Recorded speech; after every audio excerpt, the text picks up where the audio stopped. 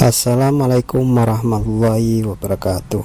Kali ini ketemu lagi bersama Pak Adi.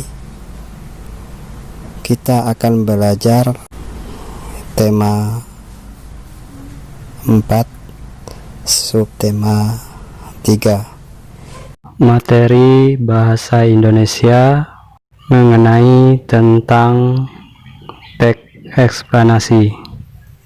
Sebelum kita lanjutkan, ayo kita bersama-sama berdoa.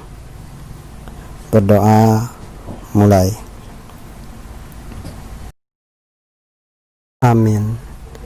Sesudah kita berdoa, ayo kita bersama-sama menyimak materi kita pada kali ini. Menentukan informasi penting dari teks eksplanasi ilmiah. Kita akan kembali menentukan informasi pada teks eksplanasi ilmiah. Sebelumnya, kita baca teks eksplanasi ilmiah dengan seksama. Kita perhatikan kalimat-kalimat yang menyusun teks untuk menentukan informasi penting yang terkandung. Ayo kita baca teks eksplanasi ilmiah secara bersamaan. Program Akademi Energi Surya pertama di Asia Tenggara. Departemen Teknik Elektro Fakultas Teknik Universitas Indonesia atau UI meluncurkan program Solar Academy atau Akademi Energi Surya pertama di Asia Tenggara. Program Akademi Energi Surya merupakan institusi pendidikan dan pelatihan mengenai tenaga surya. Program ini diluncurkan pada 24 Juli 2012 yang ditandai dengan penyelenggaraan seminar. Seminar tersebut dihadiri pakar energi dari Jerman, wakil ASEAN, dan pemerintah Indonesia. Dalam seminar tersebut dibahas potensi perkembangan dan penggunaan energi surya di Asia Tenggara. Dalam seminar tersebut diungkapkan bahwa negara-negara di Asia Tenggara kaya akan tenaga surya. Namun, pemanfaatannya belum dilakukan secara optimal. Penggunaan tenaga surya dapat dioptimalkan dengan panel surya. Sayangnya, penggunaan panel surya di kawasan Asia Tenggara masih terbatas pada beberapa barang elektronik.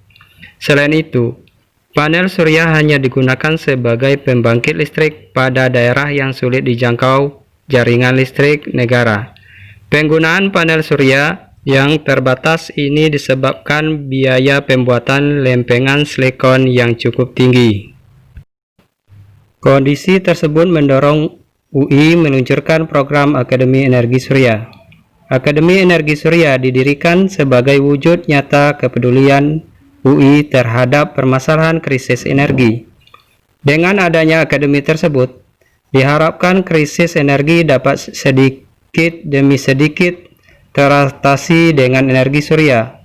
Selain itu, penggunaan energi surya diharapkan mampu mengganti pemakaian bahan bakar fosil.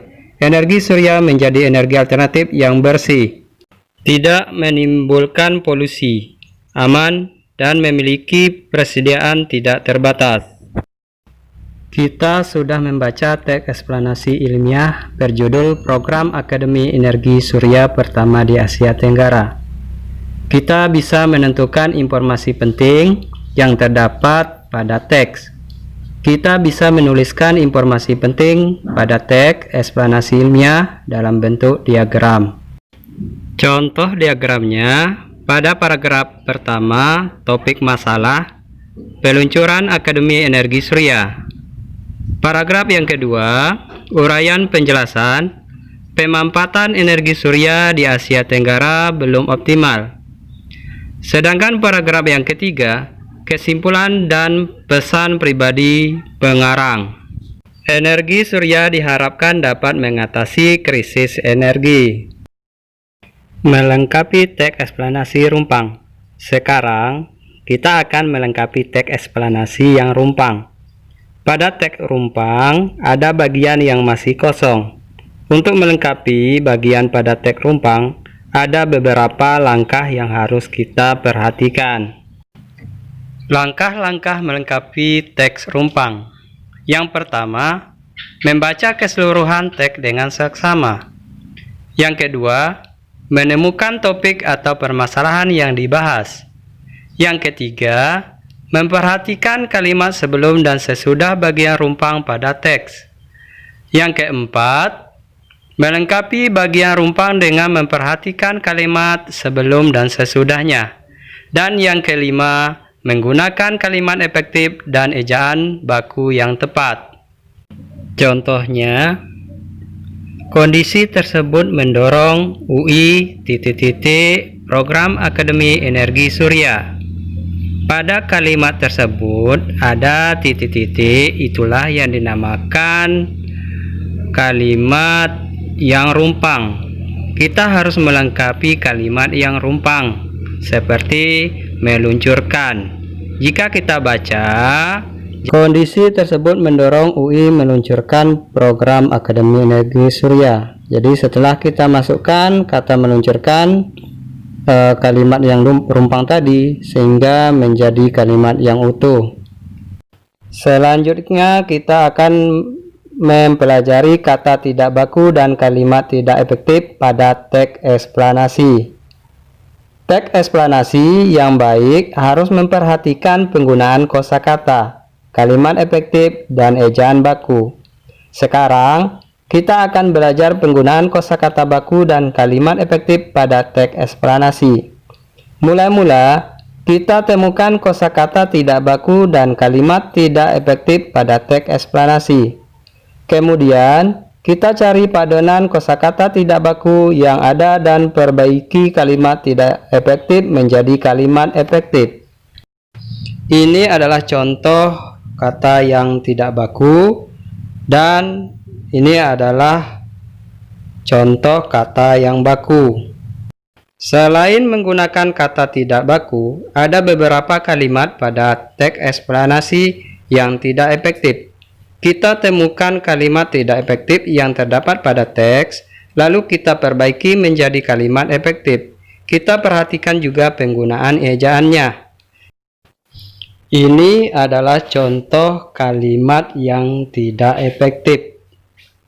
Dan ini adalah contoh kalimat yang efektif. Itulah pemaparan materi kita pada kali ini. Mungkin ada yang belum puas, ada yang belum mengerti, bisa diputar ulang video ini sehingga kita dapat mengerti materi ini dengan sempurna. Untuk itu Pak Adi tutup. Assalamualaikum warahmatullahi wabarakatuh.